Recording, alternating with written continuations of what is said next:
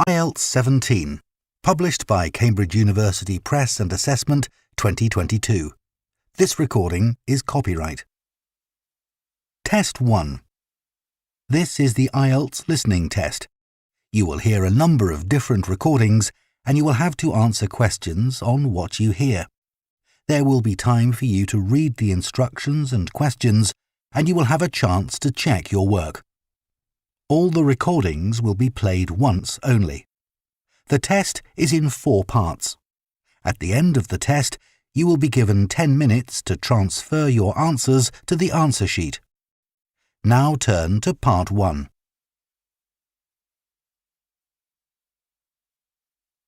Part 1. You will hear a woman called Jan phoning a man about their local conservation group. First, you have some time to look at questions 1 to 5.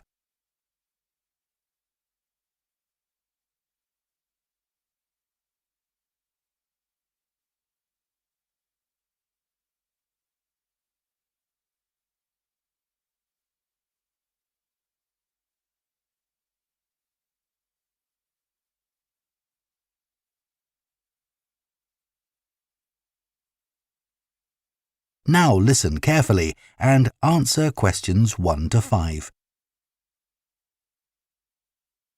Hello? Oh, hello. My name's Jan.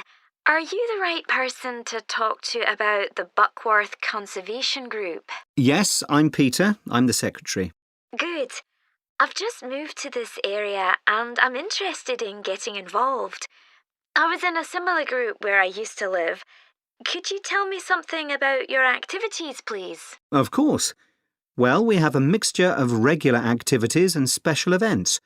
One of the regular ones is trying to keep the beach free of litter. A few of us spend a couple of hours a month on it, and it's awful how much there is to clear. I wish people would be more responsible and take it home with them. I totally agree. I'd be happy to help with that. Is it okay to take dogs? I'm afraid not, as they're banned from the beach itself. You can take them along the cliffs, though, and children are welcome. Right. We also manage a nature reserve, and there's a lot to do there all year round. For example, because it's a popular place to visit, we spend a lot of time looking after the paths and making sure they're in good condition for walking. I could certainly help with that. Good. And we have a programme of creating new habitats there. We've just finished making and installing nesting boxes for birds to use, and next we're going to work on encouraging insects. They're important for the biodiversity of the reserve. They certainly are. Oh, and we're also running a project to identify the different species of butterflies that visit the reserve. You might be interested in taking part in that. Sure. I was involved in something similar where I used to live, counting all the species of moths. I'd enjoy that. Another job we're doing at the reserve is replacing the wall on the southern side, between the parking area and our woodshed. It was badly damaged in a storm last month. Okay. Before you hear the rest of the conversation, you have some time to look at questions 6 to 10.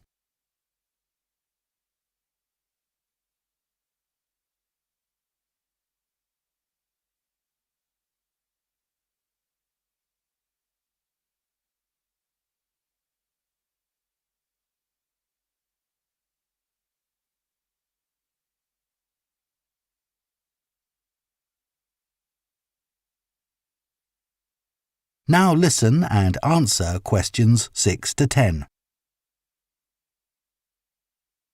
Then, as I said, we have a programme of events as well, both at the weekend and during the week. Right.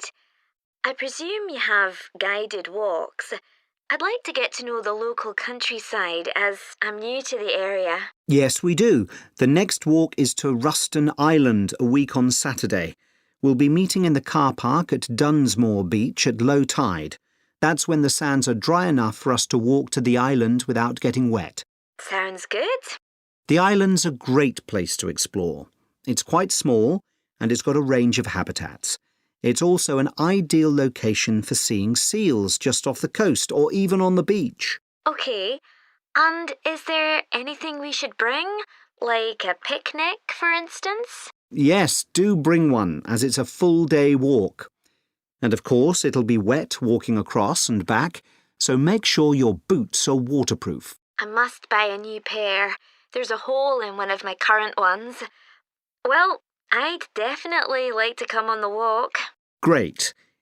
Then later this month, we're having a one-day woodwork session in Hopton Wood. I've never tried that before. Is it okay for beginners to take part? Definitely. There'll be a couple of experts leading the session, and we keep the number of participants down, so you'll get as much help as you need. Excellent. I'd love to be able to make chairs. That's probably too ambitious for one day. You'll be starting with wooden spoons, and of course learning how to use the tools. And anything you make is yours to take home with you. That sounds like fun. When is it? It's on the 17th from 10 a.m. until 3. There's a charge of £35, including lunch, or £40 if you want to camp in the wood. I should think I'll come home the same day. Well, I'd certainly like to join the group. It sounds like you've got... That is the end of Part 1. You now have half a minute to check your answers to Part 1.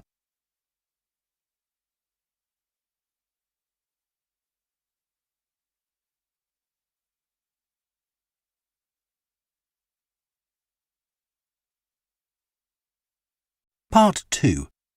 You will hear a tour guide, Lou Miller, speaking to a group of people about a boat trip they are going to take around the Australian island of Tasmania. First, you have some time to look at questions 11 to 14.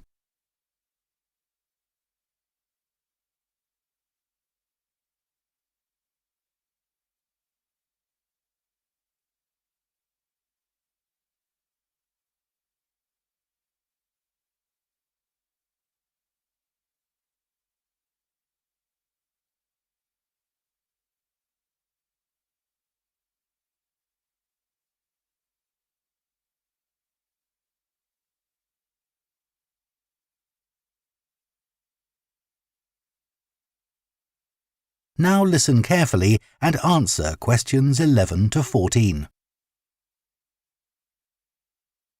So, hello everyone. My name's Lou Miller and I'm going to be your tour guide today as we take this fantastic boat trip around the Tasmanian coast. Before we set off, I just want to tell you a few things about our journey. Our boats aren't huge, as you can see. We already have 3 staff members on board, and on top of that, we can transport a further 15 people, that's you, around the coastline.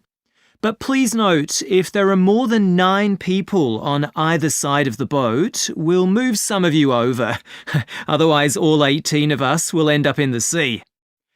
We've recently upgraded all our boats. They used to be jet black, but our new ones now have these comfortable dark red seats and a light green exterior in order to stand out from others and help promote our company. This gives our boats a rather unique appearance, don't you think? We offer you a free lunchbox during the trip, and we have 3 types. Lunchbox 1 contains ham and tomato sandwiches. Lunchbox 2 contains a cheddar cheese roll. And Lunchbox 3 is salad-based and also contains eggs and tuna.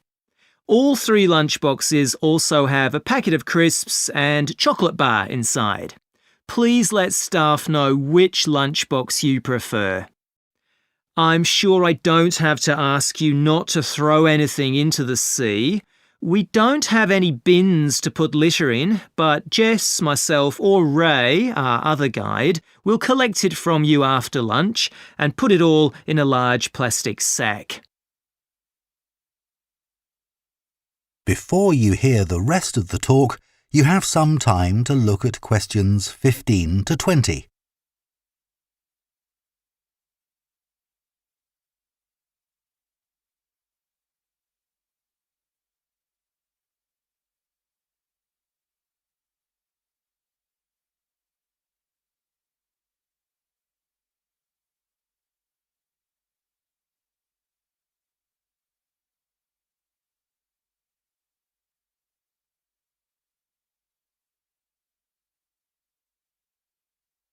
Now listen and answer questions 15 to 20.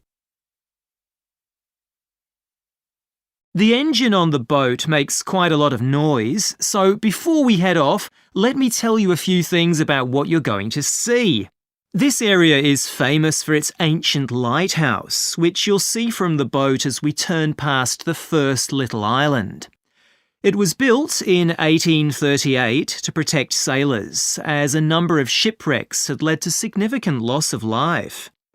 The construction itself was complicated, as some of the original drawings kept by the local council show. It sits right on top of the cliffs in a very isolated spot. In the 19th century, there were many jobs there, such as polishing the brass lamps, chopping firewood, and cleaning windows that kept lighthouse keepers busy. These workers were mainly prison convicts until the middle of that century, when ordinary families willing to live in such circumstances took over. Some of you have asked me what creatures we can expect to see. I know everyone loves the penguins, but they're very shy and unfortunately tend to hide from passing boats. But you might see birds in the distance, such as sea eagles, flying around the cliff edges where they nest. When we get to the rocky area inhabited by fur seals, we'll stop and watch them swimming around the coast. They're inquisitive creatures, so don't be surprised if one pops up right in front of you. Their predators, orca whales, hunt along the coastline too, but spotting one of these is rare. Dolphins, on the other hand, can sometimes approach on their own or in groups as they ride the waves beside us. Lastly, I want to mention the caves. Tasmania is famous for its caves, and the ones we'll pass by are so amazing that people are lost for words when they see them. They can only be approached by sea, but if you feel that you want to see more than we're able to show you, then you can take a kayak into the area on another day, and one of our staff will give you more information on that. What we'll do is to go through a narrow channel past some incredible rock formations, and from there we'll be able to see the openings to the caves, and at that point we'll talk to you about what lies beyond. That is the end of Part 2. You now have half a minute to check your answers to Part 2.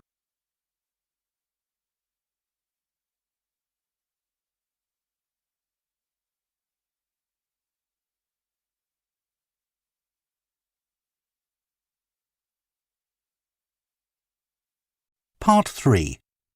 You will hear two veterinary science students called Diana and Tim discussing their work placements and their course modules. First, you have some time to look at questions 21 to 26.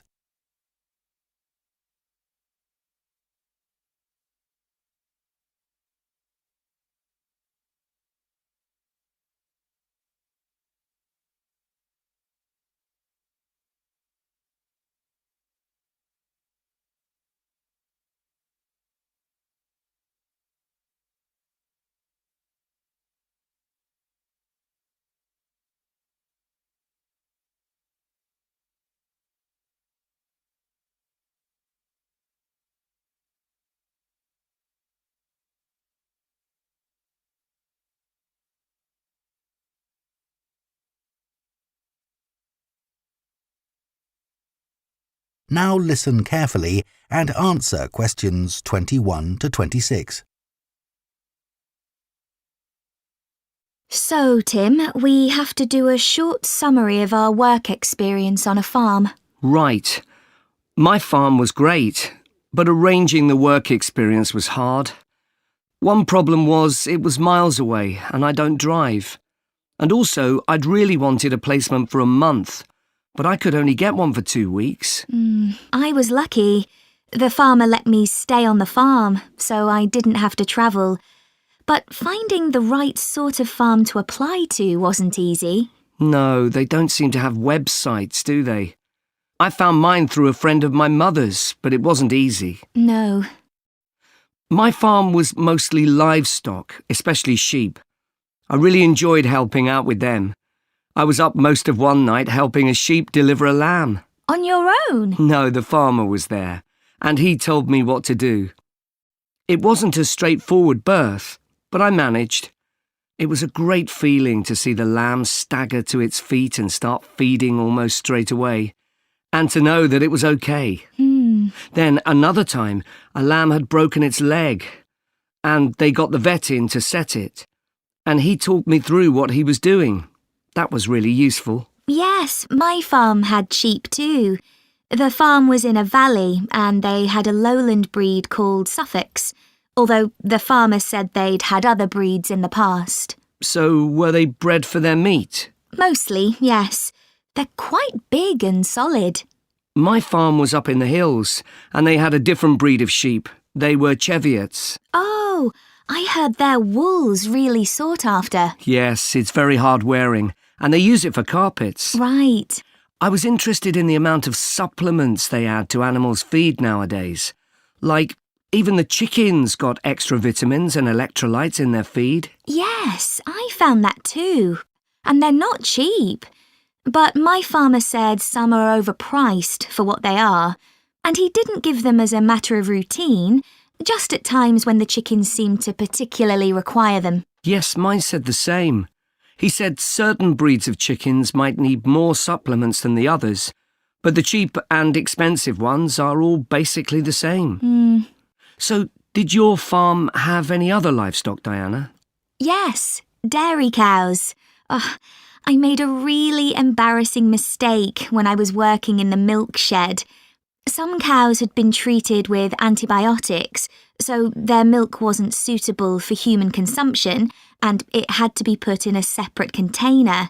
But I got mixed up, and I poured some milk from the wrong cow in with the milk for humans, so the whole lot had to be thrown away.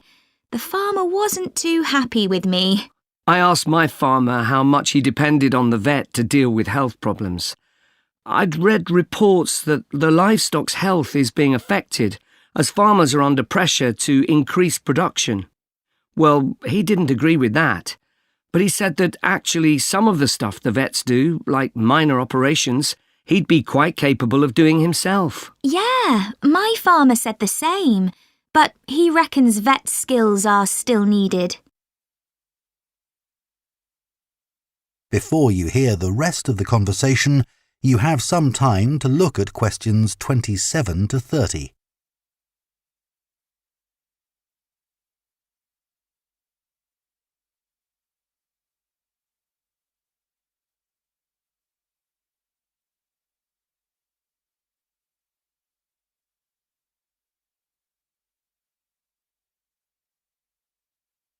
Now listen and answer questions 27 to 30. Now we've got to give a bit of feedback about last term's modules. Just short comments, apparently. Shall we do that now? OK, so medical terminology. Well, my heart sank when I saw that, especially right at the beginning of the course, and I did struggle with it. I thought it'd be hard, but actually I found it all quite straightforward. What did you think about diet and nutrition? OK, I suppose. Do you remember what they told us about pet food and the fact that there's such limited checking into whether or not it's contaminated?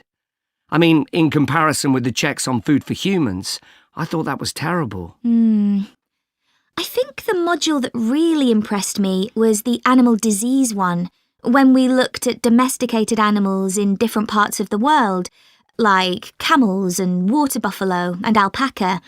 The economies of so many countries depend on these, but scientists don't know much about the diseases that affect them. Yes. I thought they'd know a lot about ways of controlling and eradicating those diseases, but that's not the case at all.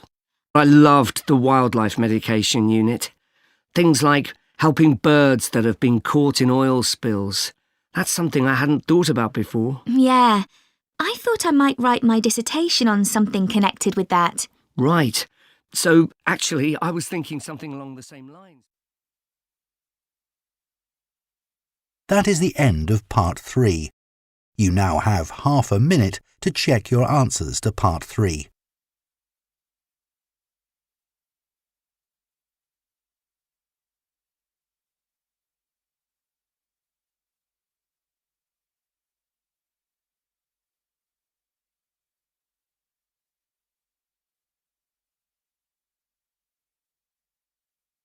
Part 4. You will hear an anthropology student giving a presentation on spiral path designs known as labyrinths. First, you have some time to look at questions 31 to 40.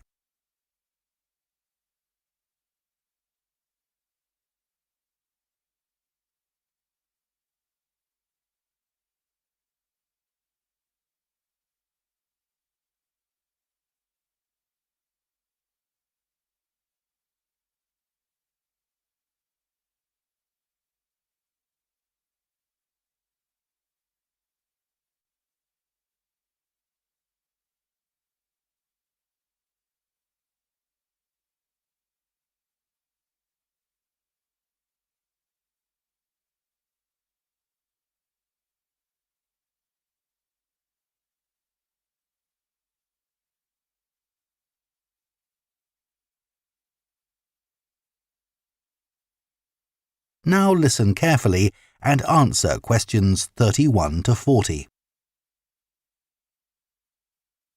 Labyrinths have existed for well over 4,000 years. Labyrinths and labyrinthine symbols have been found in regions as diverse as modern-day Turkey, Ireland, Greece, and India. There are various designs of labyrinth, but what they all have in common is a winding spiral path which leads to a central area. There is one starting point at the entrance, and the goal is to reach the central area. Finding your way through a labyrinth involves many twists and turns, but it's not possible to get lost, as there is only one single path. In modern times, the word labyrinth has taken on a different meaning and is often used as a synonym for a maze.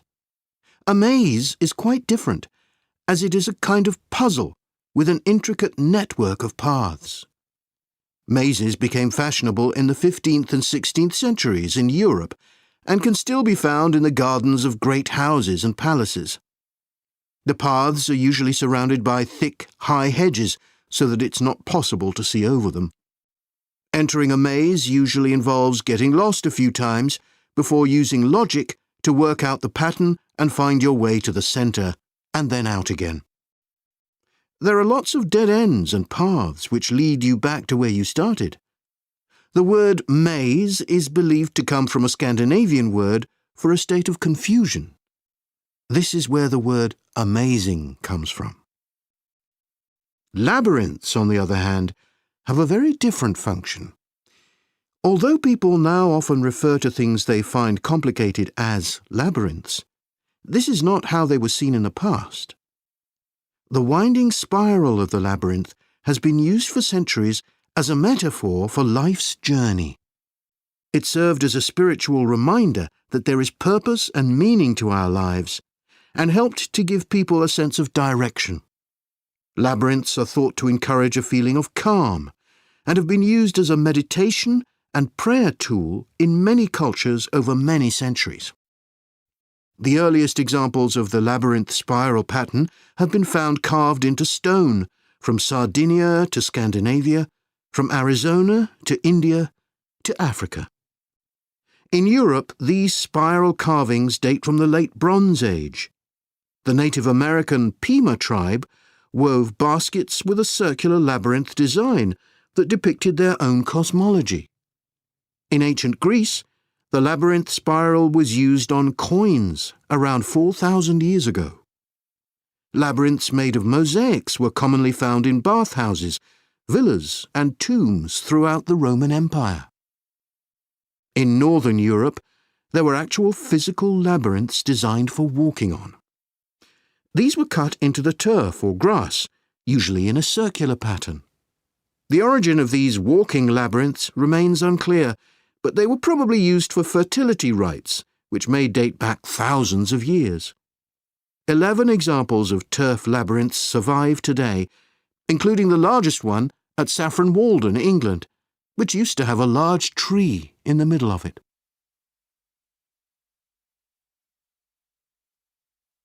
More recently, labyrinths have experienced something of a revival. Some believe that walking a labyrinth promotes healing and mindfulness, and there are those who believe in its emotional and physical benefits, which include slower breathing and a restored sense of balance and perspective.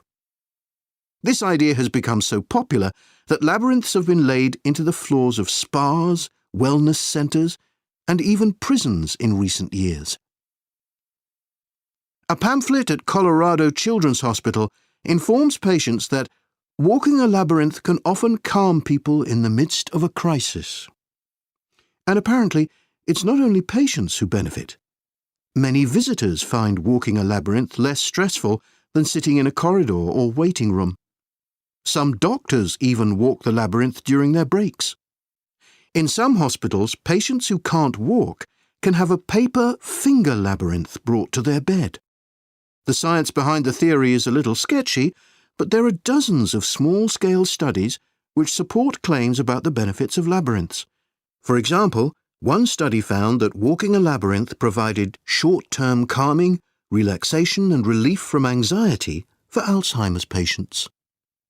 So what is it about labyrinths that makes their appeal so universal?